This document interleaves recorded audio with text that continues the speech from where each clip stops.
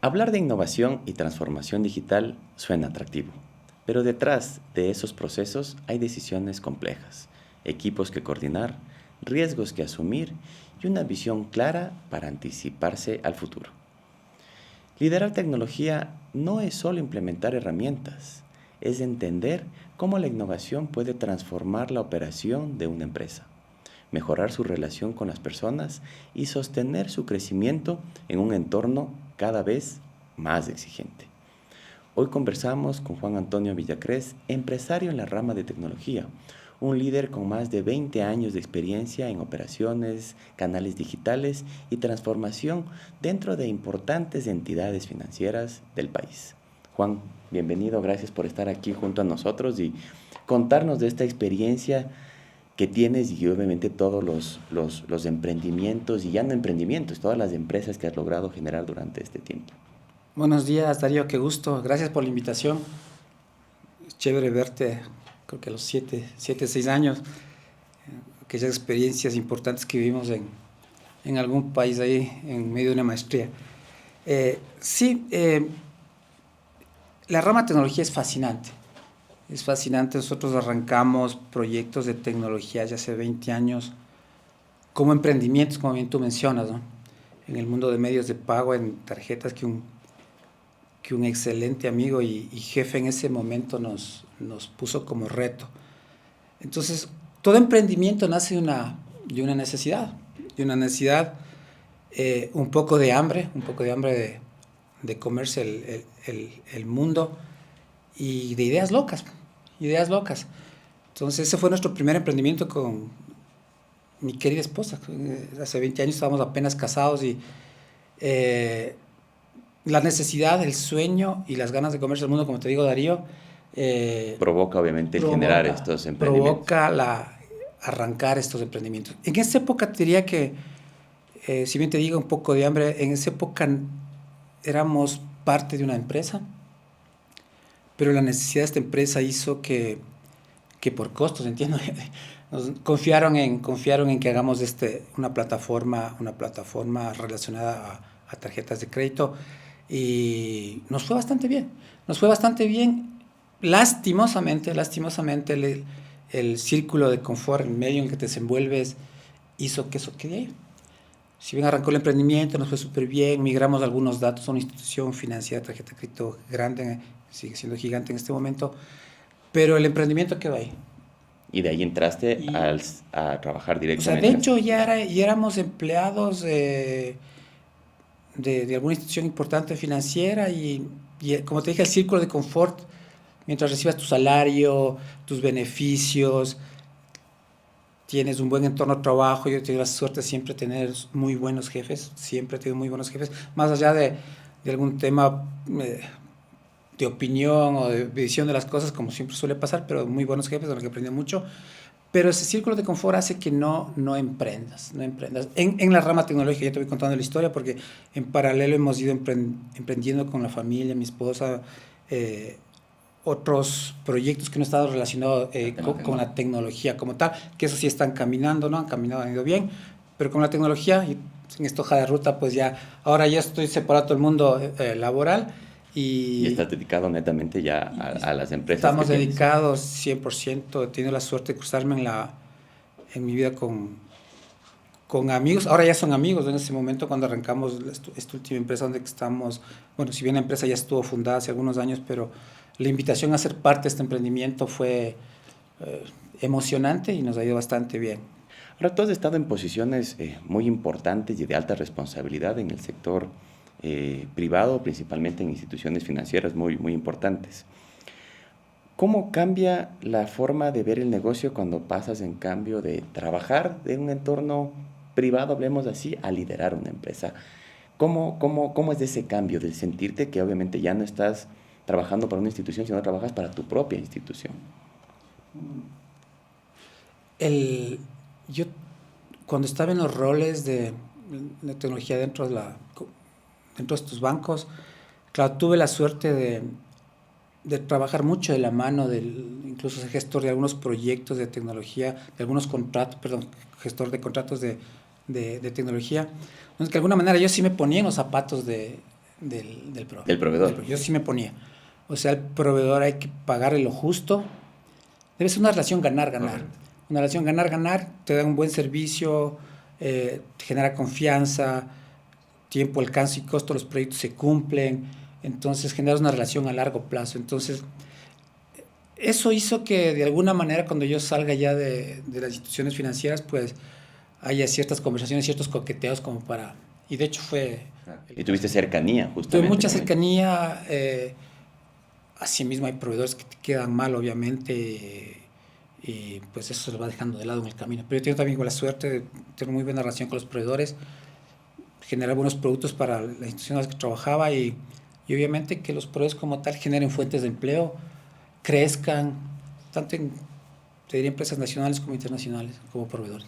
Viendo tu recorrido, ¿qué sientes tú o cómo, o qué, regresando a ver todo tu recorrido, qué aprendizajes sientes que marcaron tu manera de liderar equipos y proyectos? ¿Qué es lo que tú dices? Esa etapa marcó en mí el que justamente yo pueda seguir liderando estos proyectos y estos equipos. Bueno, el liderazgo va de la mano con carisma, pero básicamente el liderazgo es hacer que el equipo te siga y hacer que las cosas se ejecuten y se hagan. Hay diferentes tipos de liderazgo, ¿no? Tú eres experto en eso, pero armarte de buen equipo,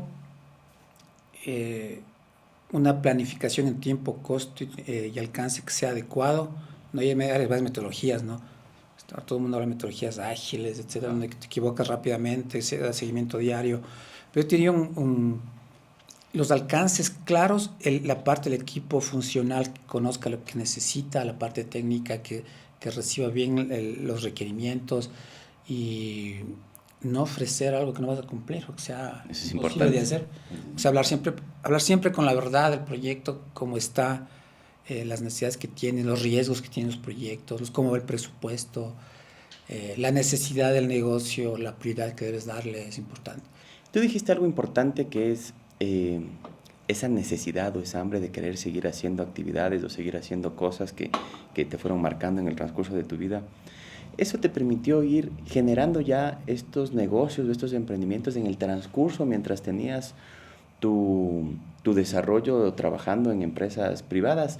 ¿Por qué te pregunto esto? Porque hay mucha gente que dice, no, es que, como tú dices, yo estoy en mi zona de confort, me siento bien, tengo una buena idea, pero me da miedo el hacerlo. Entonces hay mucha gente que dice, voy a hacerlo a la par, pero también me da miedo descuidar mi trabajo. ¿Cómo lograste combinar esto para poder ejecutar dos actividades complejas a la vez? Tener un trabajo en un cargo bastante complejo, hablemos así, y seguir desarrollando estos emprendimientos. Vamos al principio, en el primer proyecto que tuvimos, que no fue menor, sí fue duro porque estaba a la oficina a las 7 de la mañana, salía a las 6, ya estaba casado y mi esposa estaba en otra empresa ya, entonces nos juntábamos en la noche a diseñar los modelos de base de datos, a escribir código. Eran jornadas duras, pero éramos guambras, entonces con la ganas de comerse el mundo. Entonces esa combinación siento que no nos dolió, el tiempo no nos dolió, hicimos los entregables, funcionó bien, había otros requerimientos por ahí, nos organizábamos, no había hijos todavía, familia, y ahí no hubo dolor. Después hicimos una migración grande de datos a un emisor de tarjeta de crédito acá y se acabaron los proyectos. Entonces el emprendimiento quedó ahí, nosotros no impulsamos. Salí a vender ya. En el momento cuando esta empresa se vende, esta empresa se fusiona con un banco grande acá y me dicen, Juan, oye, en esa época había mucho los retails que querían tener su tarjeta de crédito, todo el mundo quería tener su Todos tarjeta querían tener, exactamente. Mira, los contactos dicen, oye Juan, tal retail grande necesita una tarjeta de crédito. Y voy y les presento la tarjeta de crédito. Conocía mucho tarjeta de crédito, habíamos construido tarjeta de crédito con un muy buen amigo guayaco, experto en tarjeta de crédito que habíamos montado en esta empresa. Y claro, ya se fueron dando las conversaciones, Darío. Preséntame qué necesitas. Y claro, ahí entendí la importancia de moverte en el ámbito comercial y saber vender. Saber no hablar con un cliente, en mi caso, tomando la balanza de la tecnología, porque hay otras empresas que no hablarle de ceros y unos como decimos nosotros, sino hablarle desde el punto de vista de negocio, qué le va a generar, cuánto podría ganar en dinero, cómo debería funcionar. Y se empezaron a dar las conversaciones ya. Y mira, hay un punto de quiebre ahí, y eso voy respondiendo a tu pregunta. Y enseguida me llaman otro banco. Estaban fusionando, vendiendo institución a otro banco grande y me llaman a otro banco importante. Entonces la paga no era mala, entonces, había muchos retos, estaban cambiando todo su sistema, sus cores bancarios, nueva tecnología. La banca diría yo que las instituciones ¿Qué más acá en el Ecuador tecnología? donde que más invierten en tecnología. Y ahí quedó, lastimosamente. ¿Sabes? Claro, que te dedicaste a A veces eso. converso con amigos y mi esposa digo, ¿qué hubiera pasado si hubiera ya yo vendido ese sistema de tarjeta de crédito por ahí? Y era el boom de los retails, todo el mundo quería tener farmacias, todo el mundo. Claro. Y bueno, no me arrepiento porque aprendí mucho en este otro banco, hice grandes amigos ahí, excelentes jefes también.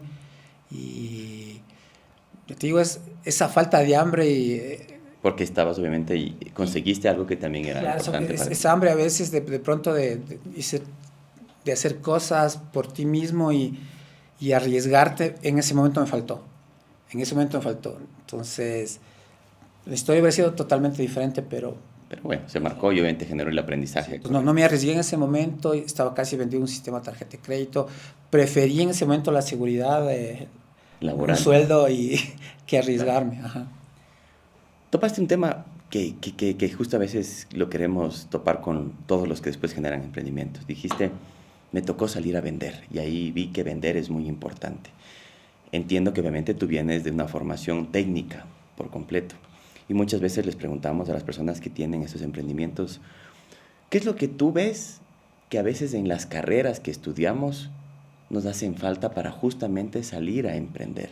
Porque podemos tener una base técnica muy buena como la que tú tuviste, porque entiendo que obviamente estuviste en una universidad donde técnicamente te preparó para lo que venía.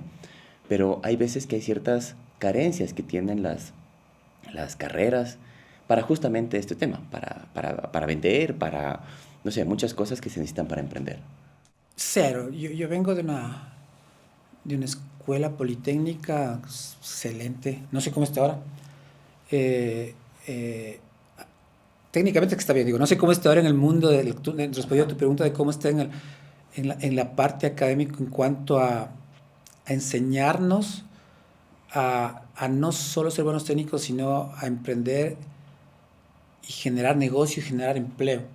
Entonces, en mi educación de ingeniería, cero. O sea, creo que por allá hubo alguna materia donde que tenías que preparar cosas y más que vender, exponer. ¿Y cómo fuiste aprendiendo entonces del vender? Eh, Porque hay mucha ¿Sabes? gente. Qué buena pregunta porque siempre me llamó la atención vender.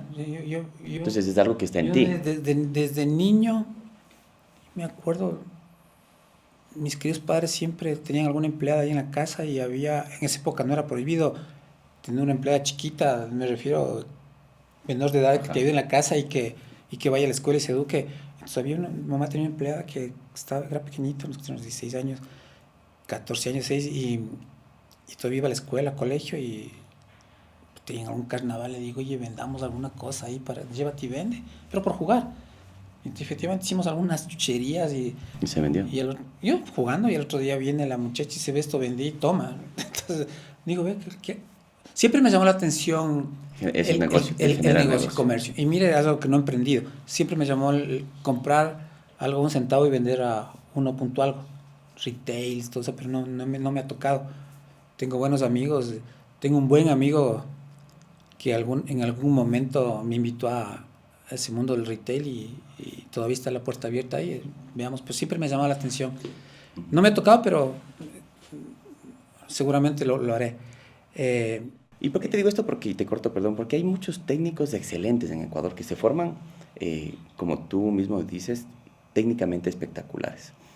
Y muchos de ellos a veces no se hacen notar justamente porque les falta esa parte de venderse a sí mismos. Más que vender un producto es venderse a sí mismos. Entonces, estamos tratando justo con esto de que las universidades también incorporen a veces en sus mallas ciertas habilidades blandas que deben tener la gente, porque técnicamente nosotros sabemos que aquí hay muchas empresas de afuera que vienen a contratar a los programadores, por ejemplo, ecuatorianos, porque son muy buenos.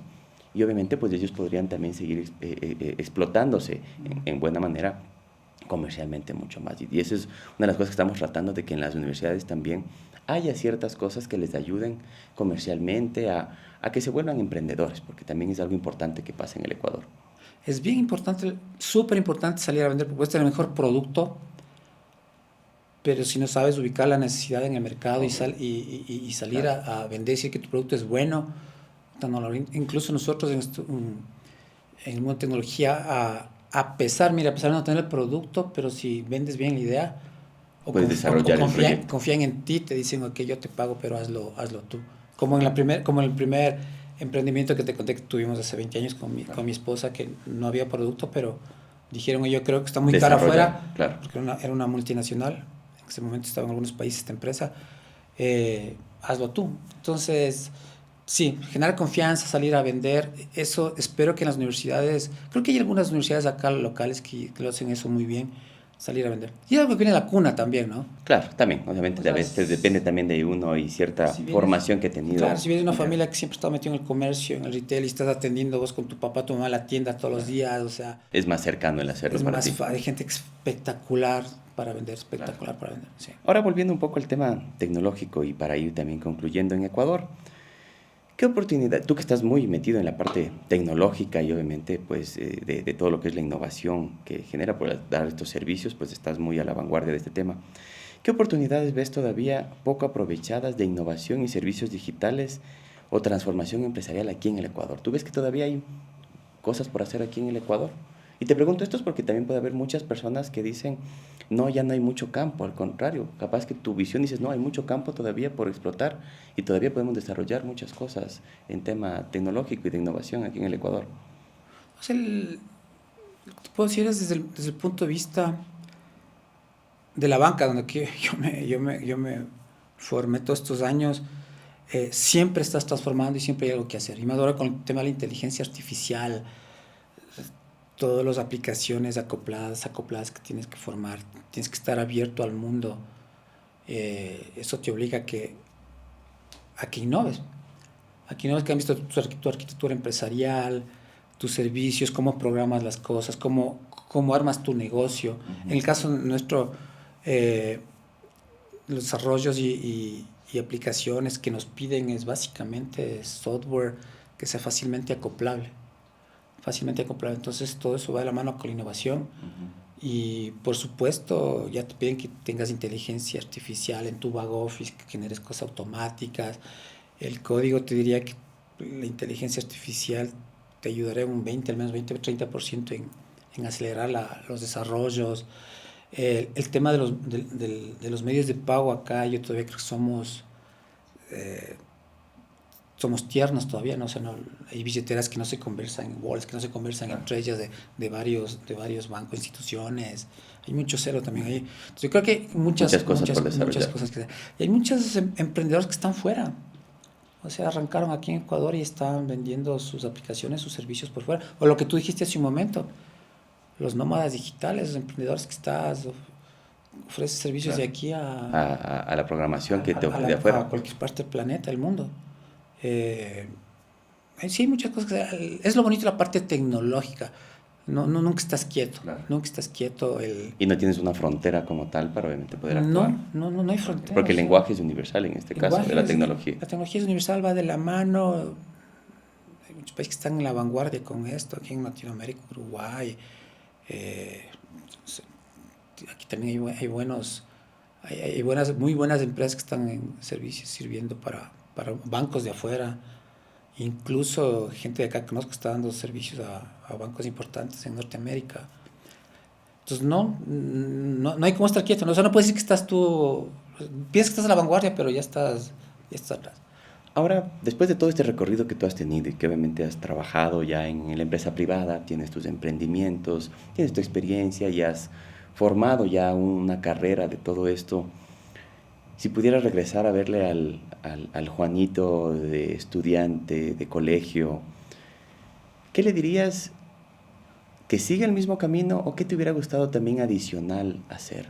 Pensando un poco en que obviamente has marcado una experiencia de más de 20 años haciendo algo muy bueno, pero te hubiera gustado hacer algo adicional en todo este tiempo que también hubiera marcado desde el inicio, desde tu etapa estudiantil.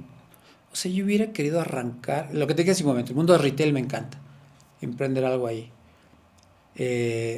Y en el primer emprendimiento que te digo, no lo hubiera descartado.